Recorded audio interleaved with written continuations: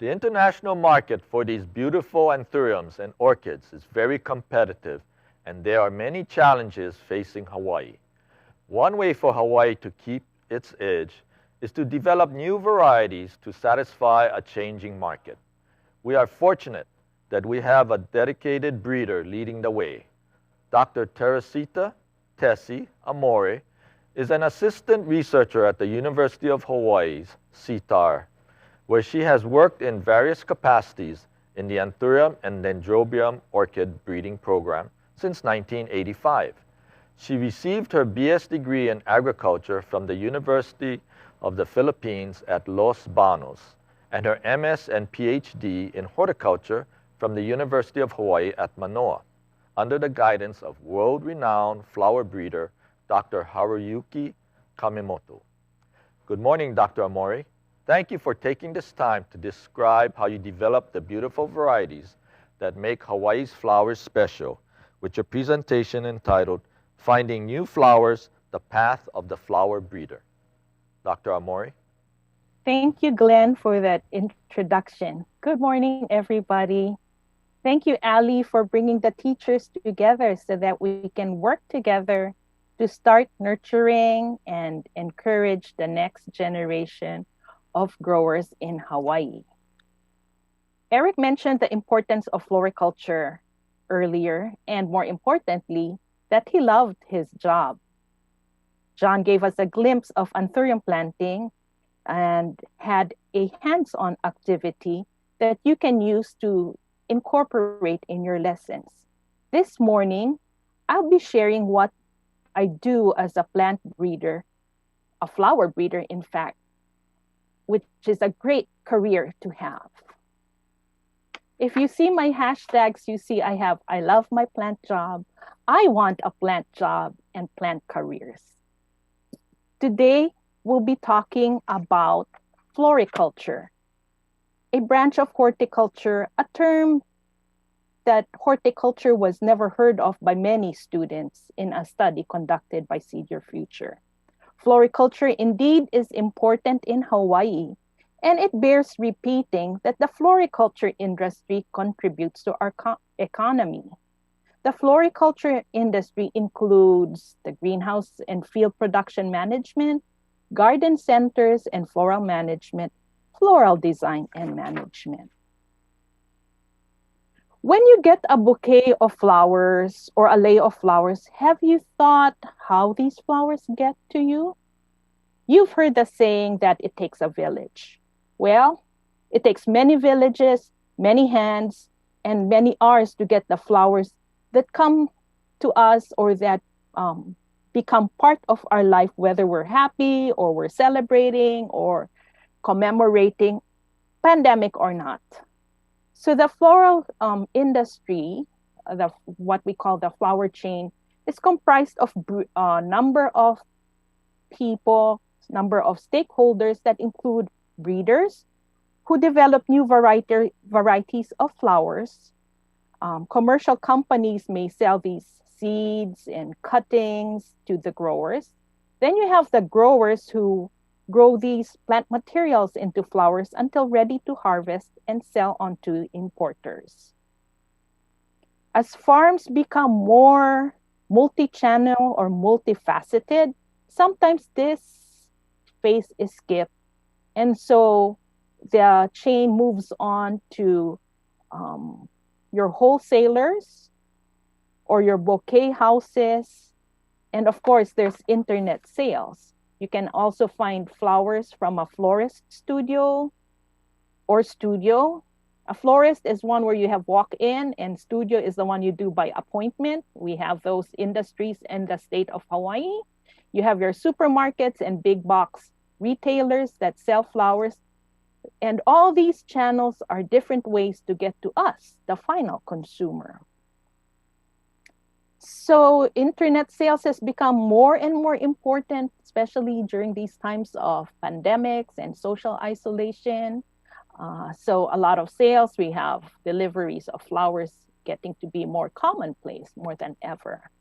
The cold chain refers to the way the products are moved, the floral products, most of the flower products, if you go to your supermarkets or big box retailers, you see some of them are in refrigerators, so they need that cool temperature to stay fresh for a longer period of time.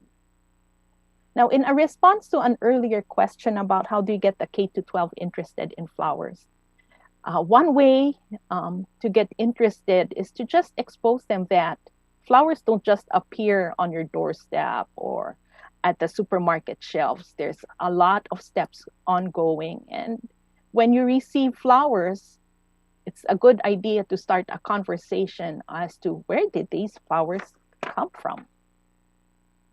So as I mentioned earlier, there's several careers in floriculture. You can become a researcher, a commercial grower, a floral wholesaler, or a retail florist. We have heard from commercial growers, and you will hear more during the rest of the day. There's different career options if you're a commercial grower. You can also be a floral wholesaler. There's a whole many careers, many jobs are available in this career path. You have retail florists, and there's so many retail florists around. Garden centers, supermarkets, your big box discount outlets, and online sellers fall under the umbrella of retail florist. And finally, I'll be talking about research, focusing on the research aspect of floriculture. So we provide the knowledge and tools for production. With the work we do, we want to have the growers and the intermediary channels have less costs, greater quality, and new products that can reach consumers all over.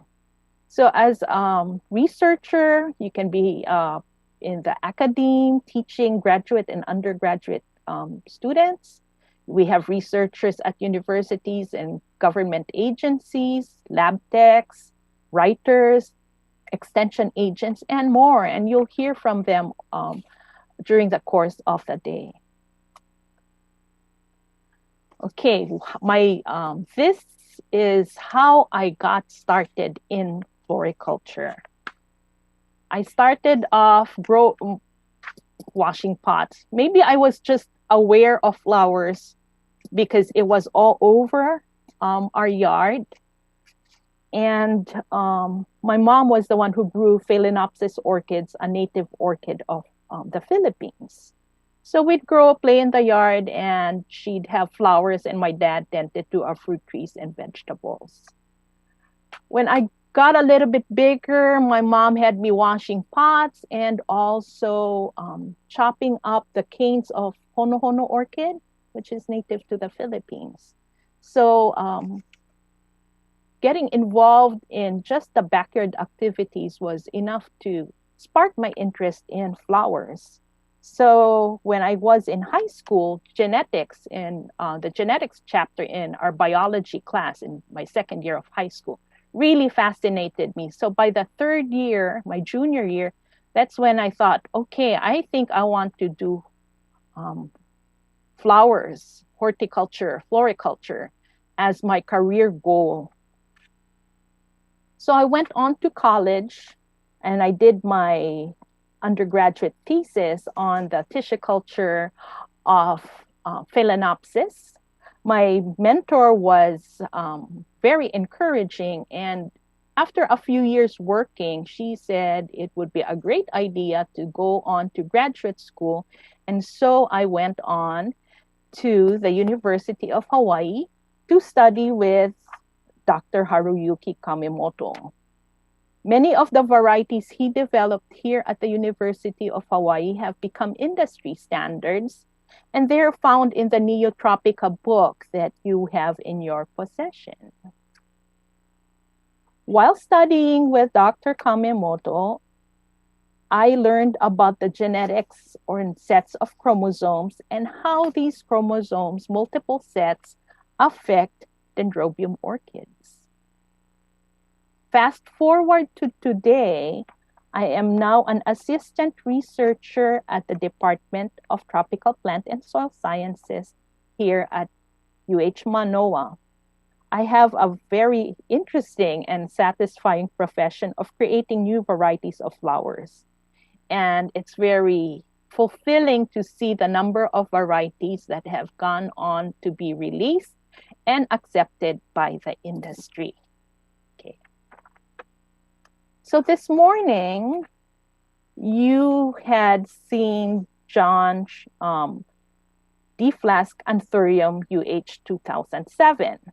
This variety has been named and released in 2019 as Honi Honi. So let's trace the life of this cultivar. John mentioned that it might take about a year or maybe a little bit longer before the plant materials you have will flower. Well, this is what your flower will look like once they grow up and start flowering. So using Honi Honi as our cultivar, let's trace its journey. So you can see, we'll fast forward you through the years to see what we do as plant breeders. Okay. Honi Honi is what we call an obake. It's pink with a little bit of green. It has high yield of 6 flowers per year. It has exceptionally long vase life of about 28 to 31 days. So you can think about it as 1 month of having this flower. It's also vigorous and it's strong against diseases. So to start off, when we have a variety, we have to start off with a germplasm, which is our gene bank, our live plant collection. Honi Honi is a cross between Acropolis and Tropic Fire. So we have these plants in our collection, and we went through the pollination, fruit berry maturation, and so on and so forth to create the cultivar Honi Honi. So let's go back and see what happens. So to backtrack, pollination to variety development is not a fast process. John mentioned that Anthurium is slow growing earlier. So it takes about 13 to 14 years for a variety to develop from pollination. And from selection, it takes about 10 to 12 years. Based on what we had released, it's about 14 years average time to develop one Anthurium variety. Okay, so let's go through the pollination and hybridization process. I'd like to share this with you because during the early days in the 1930s, when Anthurium was just a backyard crop, before it became the #1 cut flower in Hawaii, a number of the varieties were derived from just backyard growers making their own crosses and then selecting and then separating them, exchanging with their neighbors. So hopefully you can all become adventurous and make your own crosses and exchange it with your students, or have your students do some Anthurium hybridization. So first, if we're going to hybridize, let's know the flower. This is what we considered as the Anthurium flower. This is the spathe, which is what we think of the flower, but it's actually a modified leaf. The true flowers are in your spadix, or what we commonly call as the nose. Okay. Now, the spadix contains both the female flowers and the male flowers. It's just a difference of maturation time. The female flowers come out. As you can see, these are the stigmatic fluid. The stigmatic fluid is the flower produces the stigmatic fluid before it sheds the anthers. So it's the same spadix, but just a difference of time. So how do we pollinate? Nothing fancy, just our fingers, clean fingers. We grasp mature pollen, rub it on the receptive stigma, and 3 months after pollination, you'll see wart-like growths. And 6 months, around 6 months, you will see the berries. Okay. Once the berries are ripe, they look like this. We just put it in a bowl, squeeze out the seeds from the pulp. It's really soft. Wash it and rinse out and throw out the pulp. Germinate it in potting mix. So earlier there was a question of what potting mix do you use if you don't have black cinder. So before, years ago when I started in my as a graduate assistant, we used ground hapu, but hapu is now very difficult to obtain. Not only is it difficult, it's quite expensive. So we just use fine orchid bark, straight orchid bark as our germination medium. Germinate this. So this photo was from a pollination done in April, and I germinated it just last week. And this is what the seeds look like. Some of them have this little green radical emergence, so the seeds are starting to germinate. A few weeks after, your seedlings will appear like this. Then we grow them, transfer to flats, move them into 6-inch pots, and then observe them as they flower. So it takes about 2.5 years to hybridize. I mean, for the hybridization to seedling process.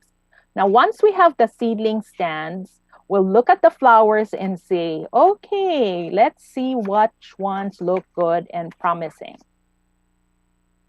So we make individual plant selections with the following desired traits. Since we're dealing with a cut flower, we want to look at 6 flowers per plant per year. If there's less than 6 flowers, then we have to have exceptional features like unusual color, unusual size. We also look at internode length. So this is your internode length. This is rather long. And why do you want shorter internode length? That's because if you have shorter internodes, you reduce the frequency of field planting. You want smaller leaves since leaf pruning is not a common practice in Hawaii. We look at the spathe color, how it's carried, and its shape. It has to be glossy and doesn't fade with age. And most importantly, we want the seedling to be vigorous and strong against pests and diseases. So with Honi Honi, this was pollinated in March 1998. Was germinated August 1998, put into flats in October, so almost a year, 8 months. And in about a year and a half, it was planted out to 6-inch pots. And it was selected about 2 years from germination, 2 years, 4 months. So once we find a seedling that has what we think desirable properties, we'll think about multiplying it because we need to test it. So we usually now use leaves, immature leaves, cut them up and put them on a tissue culture medium. And then wait for shoots to appear. And this is a close-up of what it looks like. These are the immature shoots that develop from the leaf cutting. This is what we call callus or undifferentiated cells. When the shoots develop, then we'll plate them on to the magenta box so that we can get more shoots to cut up. So this is another close-up. If you notice, there's not too many shoots coming out. So these one will probably have 2, and there's many masses of cells, which we call calli. And even when we put them onto the box, some of the calli won't differentiate into shoots. So we have different stages, different sizes. We'll cut off the shoots and then put them in a box. And this is what gets sent out to growers for advanced testing. John covered what happens from this step onwards. So what is advanced testing? Advanced testing means we grow out or our growers who help us, our cooperators, will grow out about 200 plantlets and show how they perform in the field. So they will be looking at disease resistance to common diseases and pests, such as nematodes and thrips. They look at production characteristics. Do they bruise? Do they crack? Are there deformed lobes? Is there fading or bleaching in summer? And if it's obake, that means it has the green coloration. Is it consistent? Are there changes in the shape and color as the plant matures? Also, the growers, our cooperators, will look into post-production practices like, is it easy to pack? Does the pollen shed? Do we get bruising? So many things to look at, so many traits are being evaluated. Because we want to make sure that the variety performs well, we have multiple sites for advanced testing. While advanced testing is going on in the field, my colleague in Hilo, Joanne Imamura, does phase life evaluation. About 18 days is acceptable. So this is a photo of her lab where she's testing out, evaluating the phase life of our different selections that are grown in the field. At one point, we also did anthracnose testing, but our cooperating plant pathologist retired. So now we rely on our growers, our cooperators, to tell us what is resistant in the field or what looks susceptible in the field. So this is honey in the field. This is what it looks like. And this is used in an arrangement. So this is a product of when post-production evaluation is being done. So it could be displayed and seen outside, and we get feedback if this variety is acceptable for designers or for wholesalers or the consumer in general. So to recap, let's trace again. Let's look what happened to honey. Mentioned its parents. It was placed in leaf culture. Remember the young leaf in July 2005.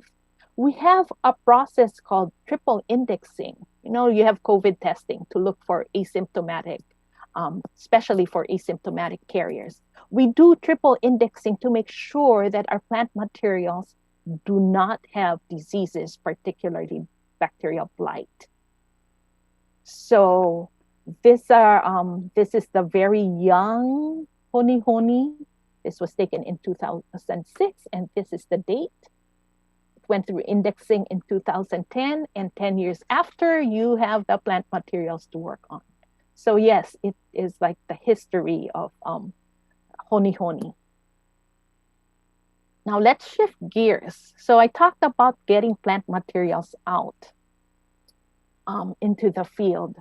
Another aspect of my work that's very interesting is to see the products we develop being used outside and getting accepted by consumers. This is a photo from the 2017 American Institute of Floral Designers Convention. This is the meeting for floral designers, and many designers showcase their creativity. And as you can see, this is a large, taller than a person design. And lo and behold, we find our varieties here. This is Kapoho Velo, which is a sibling of honey. This is an older UH variety called Anuenue. And this is Marian Seaforth, also produced by UH. So to see the products out in the public and getting accepted is quite fulfilling. We have again here a UH variety featured in the magazine for florists called Florist Reviews. And this is a special article talking about tropical flowers. And this is our UH 800 Hawaii bred dendrobium and a Hawaii bred anthurium. Okay. As a breeder, it's very fulfilling to see the products we develop being accepted and having an impact in people's lives. How do we get more work done is through the efforts of our industry, who have been very good at providing funding for us, and the Hawaii Department of Agriculture, which has generously funded many of our endeavors. Oops. So again, it's really interesting to see how UH varieties are used all over. This is an advertisement of the Metropolitan Museum of Art using our tropic lime, and this is a display of tropic fire at the Honolulu Academy of Art. If you watch your commercials on TV, there is a local credit union that features anthurium, and I go, hey, that's tropic fire in the commercial. So yes, we are all over the place. I also teach at the University of Hawaii. This is my last fall's floral and foliage class, flower and foliage production class, and we visited a wholesaler. And so it's really gratifying to teach and share our knowledge of the floriculture industry with our students. I also co-teach a floral arts class, so our students learn to use not only grow floral products, but also use it in creative ways. Okay. For those who are teaching high schoolers, we have an ag discovery program, and one of the modules we've had for many years is an orchid pollination program, where students learn how to pollinate orchid flowers and see what pollination can do to help the industry. If you recall, a few years ago, there was this huge lava overflow in Kapoho that wiped out this orchid production area. Shortly after, in the summer, we had students learning how to make seed pods so that they can have these seed pods, make the seed pods. So they came in July. By October, we were ready to send these seed pods out to the Big Island so that the growers can hopefully have plant material available to them.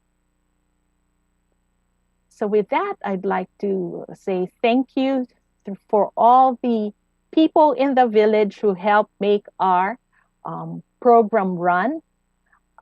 If you have any questions, feel free to ask. Mahalo. Thank you, Dr. Amori, for sharing with us the breeding process. We have a question here. What is a good tissue culture medium and its availability? Okay, what is a good tissue culture media? I would say it depends on what you want to do. Okay. If you want to do orchid seeds, there are some formulations that use kind of like fertilizer, content sticks, coconut water, and you can even microwave your medium. It's not as successful as using a pressure cooker, but those can be done. The second alternative is to just buy ready-made premixes. If you're really interested, there's a home kitchen tissue lab website, and I can share with that later. Or you can also buy from some of the science education companies have some tissue culture medium that you can just, it's all premixed. All you do is add water and sterilize. So another question is it possible to do tissue culture projects in the middle school setting? Is there a simple setup? For simple setup, we've had a workshop before where we used, those storage bins if you don't have a hood. Middle school, I'm not quite sure. Maybe older middle school students may be able to do it. To do very simple tissue culture, or even stuff like growing ferns from spores might be something that might be worth looking into. I can look into resources to see how early other workers have used, or if there are teachers who have used tissue culture for middle school, but definitely high school, they can do it. Thank you very much. Thank you.